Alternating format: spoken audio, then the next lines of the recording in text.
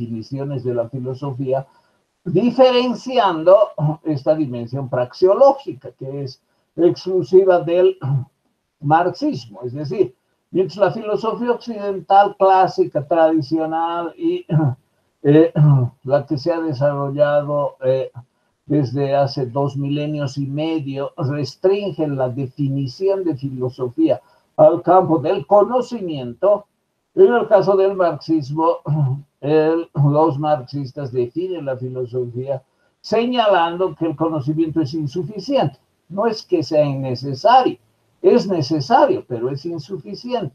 Y lo que hace y da sentido a la filosofía es que, aparte de tener un conocimiento verdadero de la realidad, debe tener una acción transformadora. Y ese es un concepto que hace de la filosofía política. Es decir, la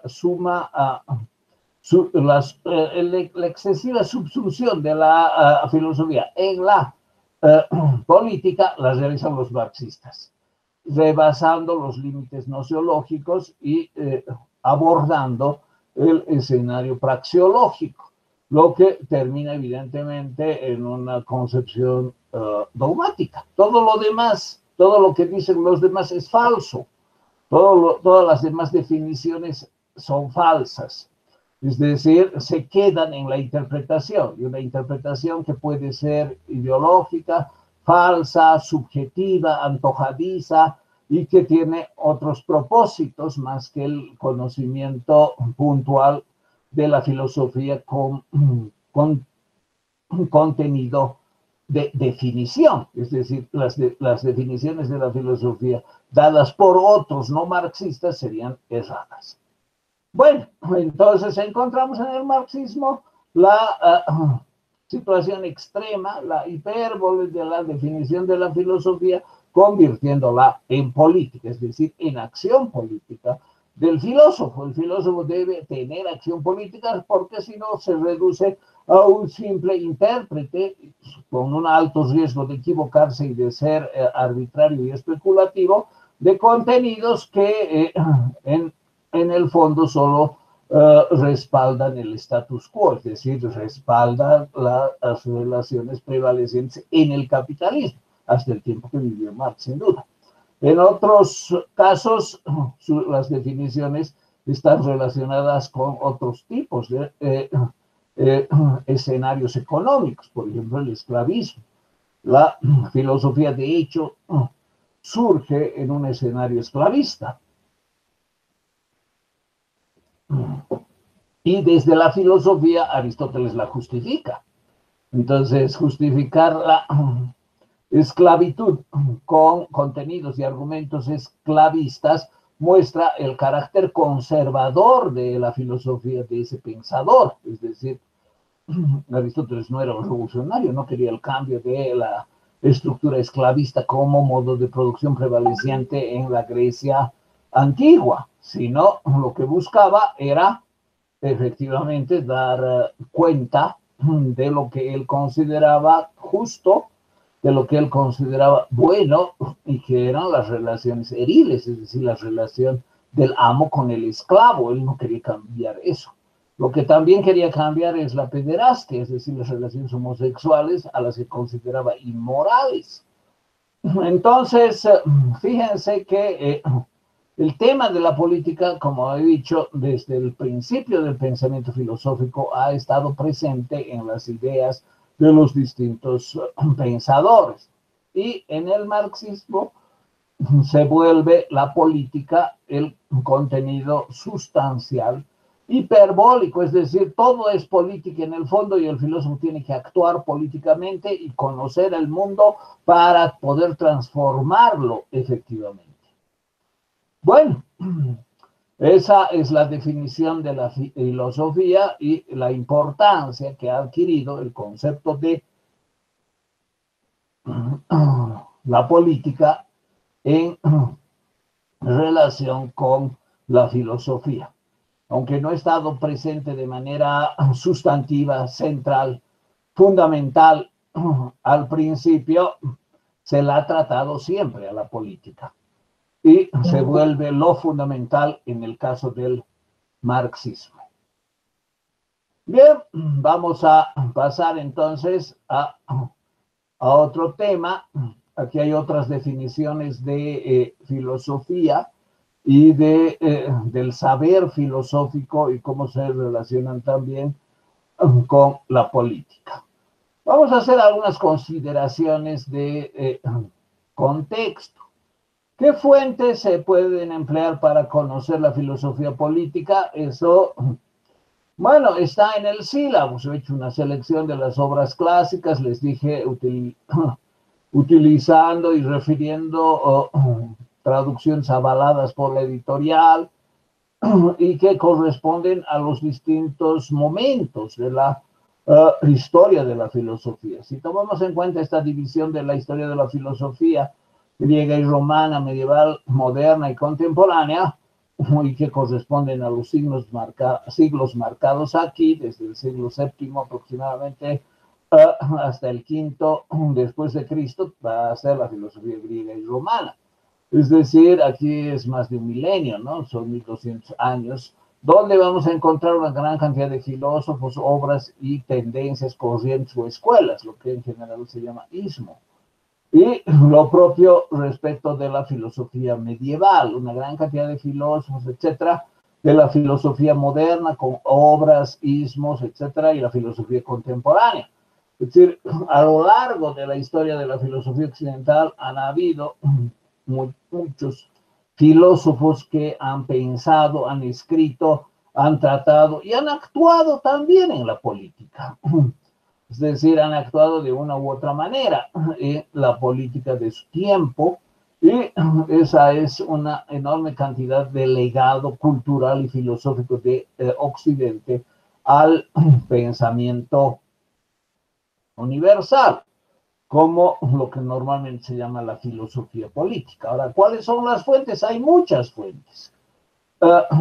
Aquí tengo una lista de autores que también ustedes pueden tener en cuenta de la más alta importancia y reconocimiento universal, y que están en la mayoría de las historias de la filosofía, y que tienen escritos sobre filosofía política, haciendo enfoques de diferente tipo. Algunos, por ejemplo, dan énfasis a la libertad, otros más a la justicia. Esos son los conceptos que se han contrapuesto en la filosofía política desde muy temprano, pero que han adquirido relevancia específicamente en el siglo XVIII, XIX, XX. La contraposición entre los conceptos de libertad y justicia, que por otra parte han influido en el desarrollo de los sistemas. Por ejemplo, la libertad, obviamente el liberalismo y la teoría de la democracia, y la justicia, la concepción del socialismo. Entonces, vamos a encontrar que los problemas tampoco son siempre los mismos. Algunos autores dan relevancia a un problema, otros autores a otro problema, y dan también soluciones respecto de la organización política o respecto del modelo político de organización social para realizar un mundo mejor. En ese sentido aparecen los programas políticos. Es decir, un programa político hay que entender como el conjunto de acciones tendientes a lograr avances en la construcción de un modelo de sociedad. Y eso justifica también la existencia de los partidos. Los partidos, en teoría, no existen para que los adláteres consigan trabajo. Existen para obrar sobre el mundo, sea para hacer reformas que lo mejoren, o sea para revolucionarlo, es decir, transformarlo en sus bases fundamentales. Y de ahí que no haya un conjunto, diríamos, cerrado de problemas que todo filósofo político debe desarrollar, sino los mismos filósofos de la política desarrollan los temas que consideran importantes. Aquí he señalado también algunos presocráticos que más se dedican con el ser, por ejemplo, Anaxágoras, ¿no? O Parménides, pero que también eso tiene cierta connotación política, o en sus fragmentos hay algunos pequeños enunciados que hacen referencia a la sociedad, a la política, etcétera. Pero sin duda que los más importantes de la antigüedad y de la época romana son Sócrates, aunque no escribió nada, pero ya les he comentado, Platón, Aristóteles, los sofistas también. Y en menor medida Séneca, por ejemplo, en la época romana, ¿no? Estos son los más importantes clásicos, con obras realmente clásicas fundamentales para la estructuración, para la inspiración, para el desarrollo de las ideas filosófico-políticas. En la Edad Media no hubo muchos, y aquí varios son, diríamos, de segunda línea, ¿no? No son los grandes creadores de los sistemas. San Agustín, San Anselmo, Santo Tomás, sí son de primera línea porque han creado sistemas de acuerdo a sus creencias. También es importante Ockham, por ejemplo, Guillermo de Ockham, y también Lutero, ¿no? Que tenían concepciones que se aplicaban a la teología, al papel de la iglesia, con evidente repercusión política. En todo este desarrollo, desde el siglo VII antes de Cristo hasta el siglo XIV, XV, se ha desarrollado una subordinación o una relación subordinada de la política a la moral y eventualmente a la teología, en el caso de la filosofía medieval. Es decir, en la filosofía medieval, en definitiva, las obligaciones políticas de los hombres tenían un mandato divino, es decir, Dios enseñaba cómo gobernar a los hombres. Dios esperaría cómo gobernar, cómo los hombres desplegarían relaciones políticas de gobernantes a gobernados. Entonces, el argumento último de la Edad Media para el desenvolvimiento de las relaciones políticas ha sido la teología, y eso supuso una certidumbre crédula previa, es decir, que crean en algo los filósofos, y esa creencia en Dios, en el Dios del cristianismo, sin duda, ya condicionó no solamente la política, sino también la moral y las otras partes de la filosofía que están relacionadas con la política, es decir, habría principios teológicos fundamentales que permitirían, por ejemplo, cierto tipo de gobierno. El hecho de que Santo Tomás reivindique, por ejemplo, el magnicidio, y diga que es un deber moral asesinar al tirano porque el mal que produce es enorme y el resguardo de la sociedad y de las relaciones sociales asesinando al tirano no es un pecado para la iglesia y es una obligación, inclusive teológica, es evidentemente una consecuencia de cierta concepción teológica aplicada a la política. Entonces, en el mundo medieval, este mundo que se proyecta desde el siglo aproximadamente el siglo IV, V, hasta el siglo XIV, un milenio aproximadamente, es esa mediación. La política está mediada y subordinada a la teología, es decir, a conceptos que tienen en último término una raíz de creencia y de fe. Por lo demás, los anteriores, los que establecieron los contenidos clásicos de la política, por ejemplo, Platón y Aristóteles, han subordinado también la política a la moral.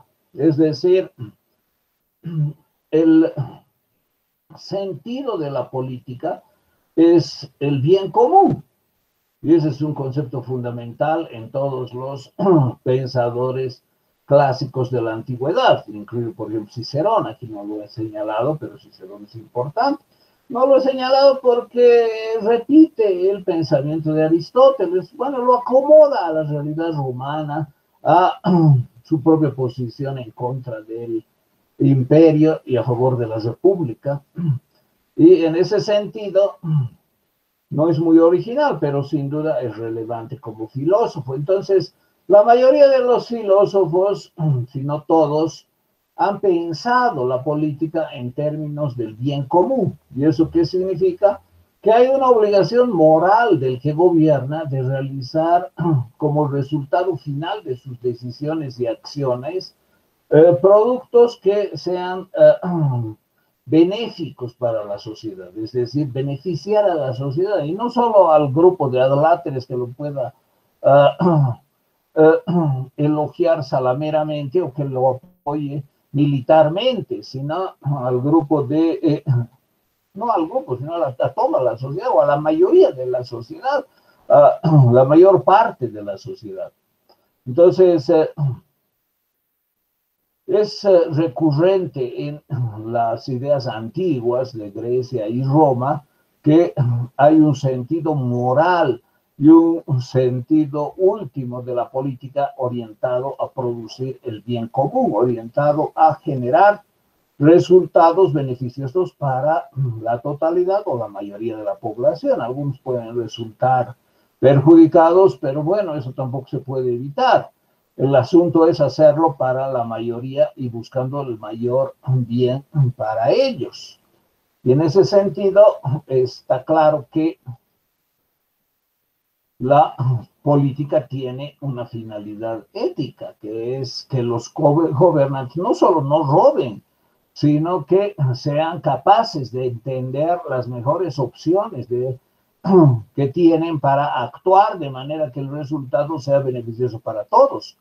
Entonces, en estos dos mundos, por decir así, el mundo antiguo y el mundo medieval, la política ha estado subordinada a la filosofía, a la teología y a la ética, estableciendo que los gobernantes deben hacer de cierta manera su trabajo, por decir así.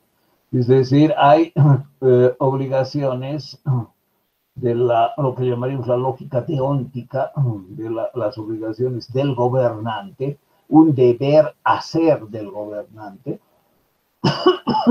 para dar lugar al bien común.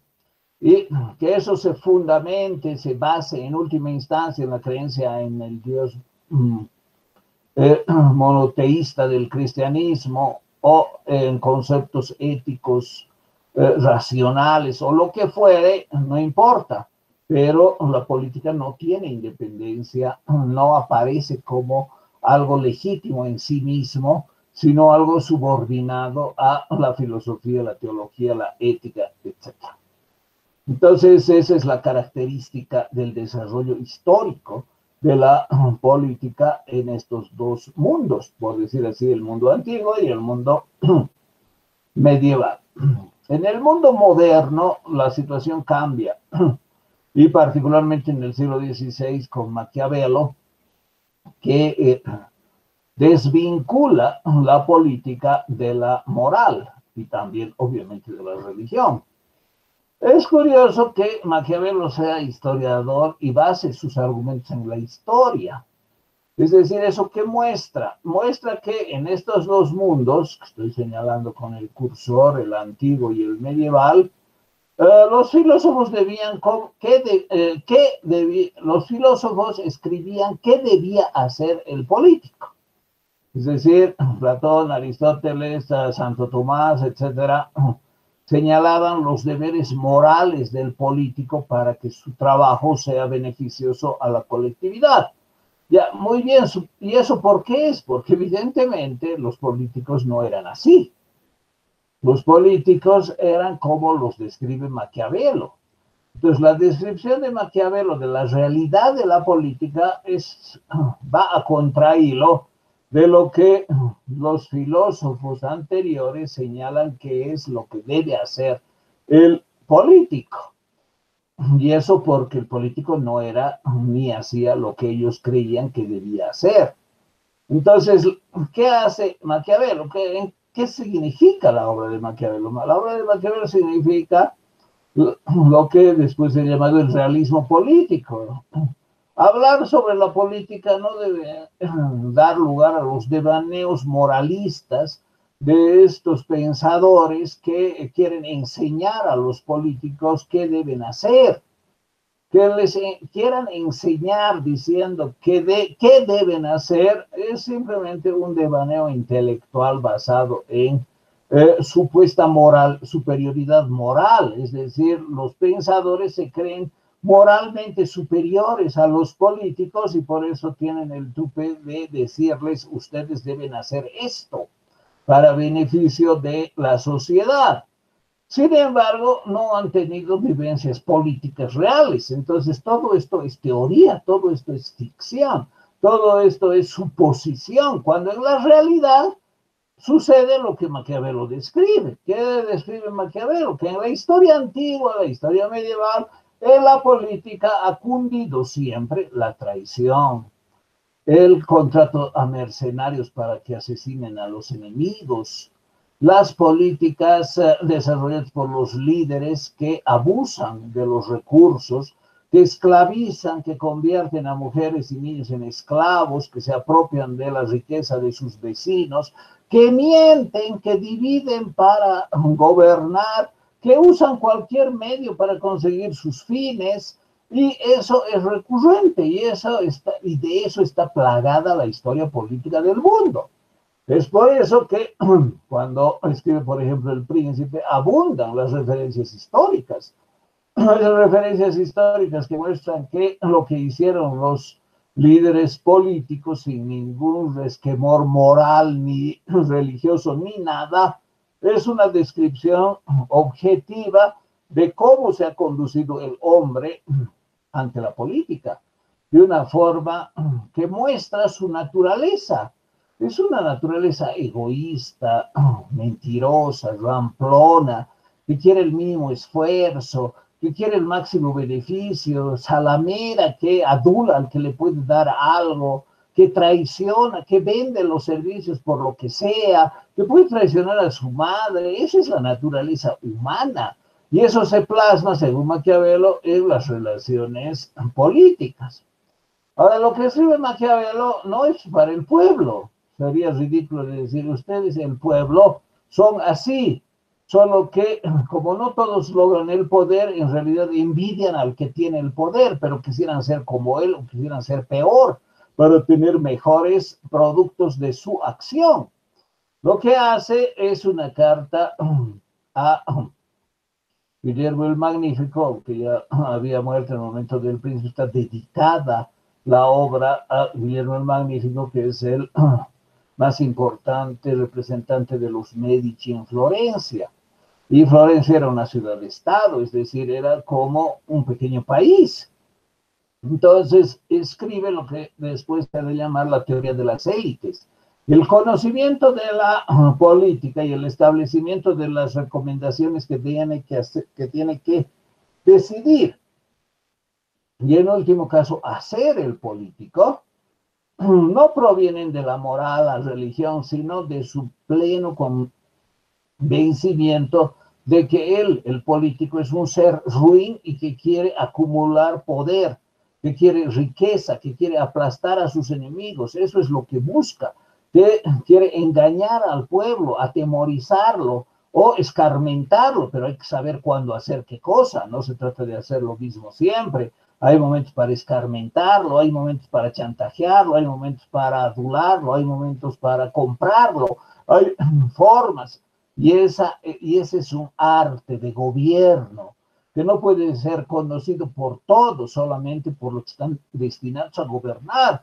Y deben conocer de una manera prudente, sin hacer ostentación, para que esa doctrina secreta de qué hacer para mantener el poder o incrementarlo sin ningún escrúpulo moral, sin ningún resquemor religioso, quede entre el consejero, el que sabe qué es la política, que es Maquiavelo, y el que escribe la carta, y el destinatario, que es el político.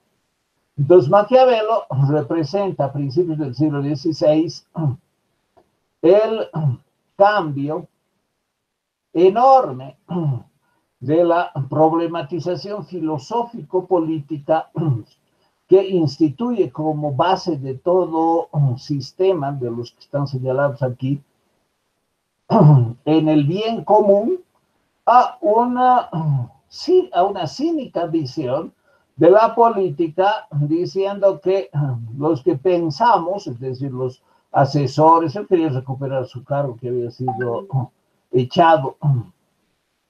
Eh, los que pensamos, les decimos a ustedes que gobiernan, esto deben hacer sin tapujos, sin justificaciones morales, sin ningún velo que encubra una supuesta acción benéfica para los demás. No, la política no es eso, la política es una acción egoísta para uno mismo y para mis adláteres. Y si tengo que traicionar a un adláter porque me conviene, lo voy a hacer.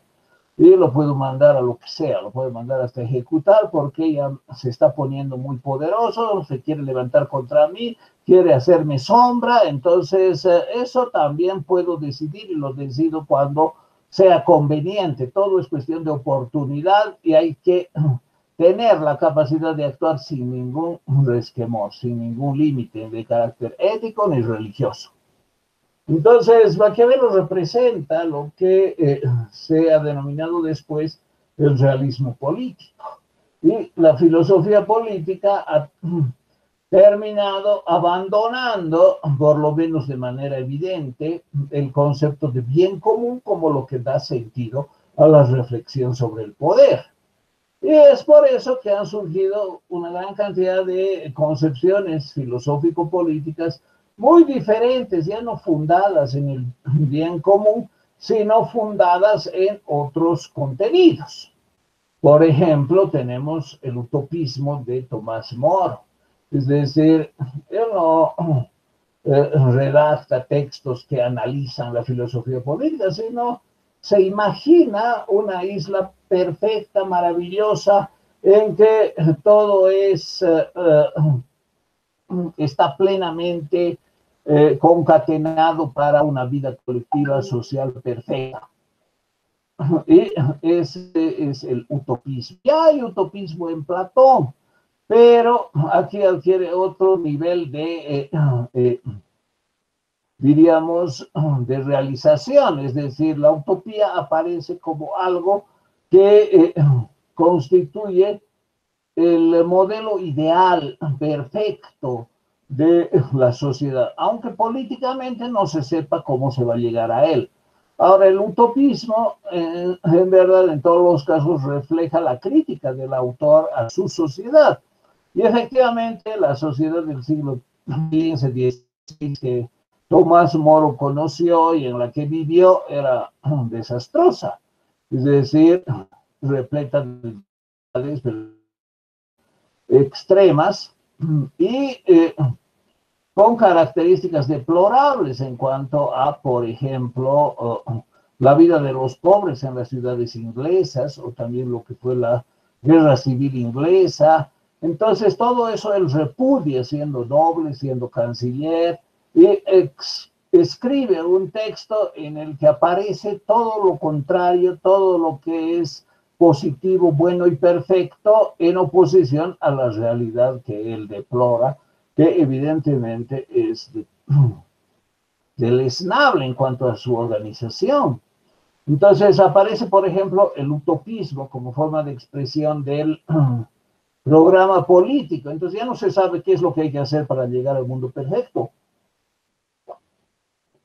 Hay que soñar con el mundo perfecto. Tal vez en algún momento uno se esclarezca y sepa cómo construir, pero tal vez no se logre nunca. De todas maneras, así debería ser.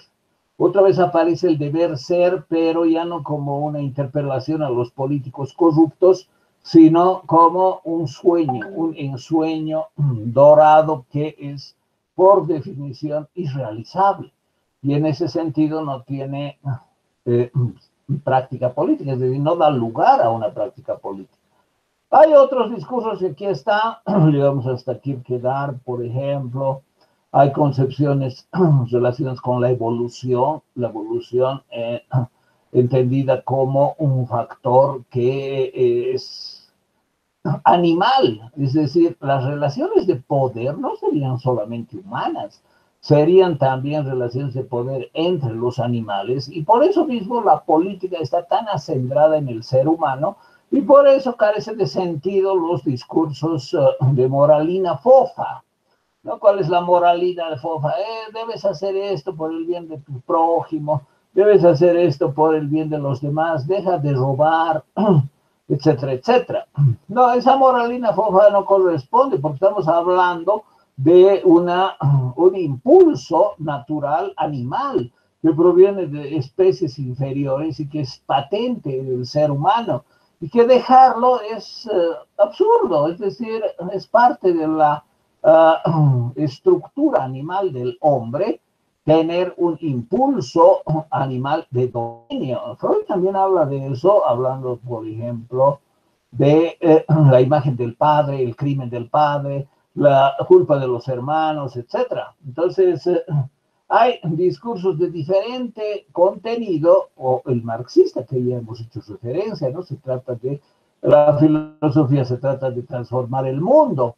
O también el discurso de Hegel o de Nietzsche, fíjense, los autores que hasta el siglo XIX llegaron a formular extraordinarios discursos, una teoría, una filosofía magnífica que incluye sin duda el tema del poder en sus distintos aspectos, en su distinta concepción como algo natural proveniente de la naturaleza y el instinto humano, que es animal en definitiva, o como algo que se puede controlar gracias a las fuerzas revolucionarias del proletariado. Eso, claro, resultó ser más un cuento que una realidad.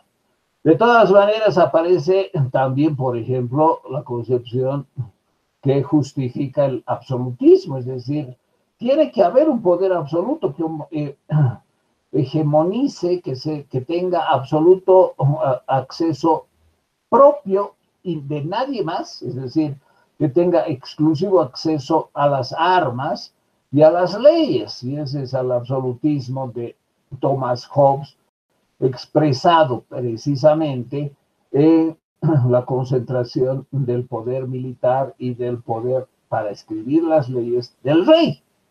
Entonces, absolutismo, realismo político, socialismo, evolucionismo,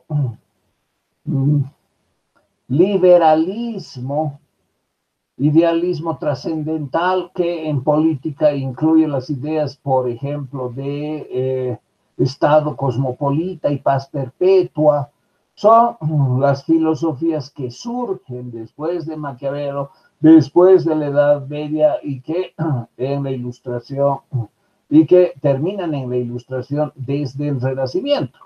Es decir, desde el Renacimiento del siglo XVI vamos a encontrar una gran cantidad de escuelas, por ejemplo, el empirismo, el racionalismo, el idealismo, la Ilustración, etcétera. Aquí también hay otras señaladas que van a tener muy importantes representantes filosóficos, los que han generado, que han creado esos sistemas, dándole también sentido a la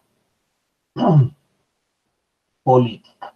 Es decir, van a desarrollar el discurso clásico posterior a la Edad Media, desde el Renacimiento, que trata el tema del poder desde distintas aristas, inclusive desde el punto de vista existencialista cristiano de Kierkegaard, o desde el punto de vista nihilista del superhombre de Nietzsche. Entonces, esas son las características de la filosofía moderna, y ahí el tema de la política también es tratado, en algunos casos con mucho detenimiento. Por ejemplo, Maquiavelo, el tema de la política es lo central. Por ejemplo, en Marx, el tema de la revolución es lo central, etc. Y sus filosofías han de ser sendos desarrollos de la política. Y finalmente, bueno, en el siglo XX, lo que podríamos llamar la filosofía contemporánea, el tema de la edad contemporánea hay también discusión, ¿no? Según algunos, comienza con la Revolución Francesa, 1781, hace 2 siglos y medio, casi, no, perdón, 1789, hace 2 siglos y un poco más, 40 años más o menos, o 30 años, y según otros es posterior. Lo contemporáneo desde el punto de vista político, lo que algunos llaman la contemporaneidad, se iniciaría con la Primera Guerra Mundial, es decir, a inicios del siglo XX, y no en el siglo XVIII con la Revolución Francesa. Entonces, al margen de esas discusiones, está claro que en el siglo XX los más importantes filósofos de Occidente hablan también sobre la política y lo hacen centrándola como principal objeto de su filosofía. Es el caso, por ejemplo, de Foucault, ¿no? El objeto central de Foucault es el tema del poder. El objeto de estudio de su filosofía, de sus escritos, de su obra, es el poder. En otros casos, no necesariamente, pero sí tratan el tema del poder. Sartre, por ejemplo, desde una concepción existencialista atea y con tendencia socialista, también habla del poder y hace excelentes discursos, lo mismo que Althusser. Popper también defendiendo el liberalismo, Max Weber también, una concepción que en el fondo defiende una sociedad racional burocrática que permita un ejercicio también adecuado del poder. Jaspers, una concepción existencialista cristiana. Scheller hemos visto un poco, Husserl la fenomenología, Heidegger, que es un poco difícil de clasificar, pero que tiene también mucha originalidad. A algunos se los ha descalificado por sus posiciones políticas. Por ejemplo, Heidegger, ¿no? Que colaboró con el régimen de Hitler, que fue el rector de una universidad en el régimen de Hitler. Otros han sido víctimas del nazismo, ese es el caso de Sartre, ¿no? Que fue lamentablemente prisionero de guerra y que sufrió la prepotencia del régimen nazi. Y así otros autores han sido no solamente protagonistas de la academia con sendos libros sobre el poder o la filosofía política, sino que han tenido alguna participación. Aquí no está, por ejemplo, Bertrand Russell, que fue encarcelado como 2 años por negarse a hacer el servicio militar. Entonces, un filósofo de la talla de Russell, que era reconocido como una eminencia en Inglaterra, también tuvo esos percances, y son percances con el poder. Sabater lo mismo. Foucault fue arrestado algunas veces, aunque rápidamente se lo liberó, etcétera. Es decir, son autores ya contemporáneos del siglo XX que tienen posiciones políticas, que han desarrollado filosofía política y que también han tenido vivencias y experiencias políticas concretas que han dado lugar a que sus ideas se contrapongan o sean consecuentes con sus acciones. Entonces, fíjense la cantidad de autores, de obras, de problemas, de textos que constituyen hoy día la filosofía política.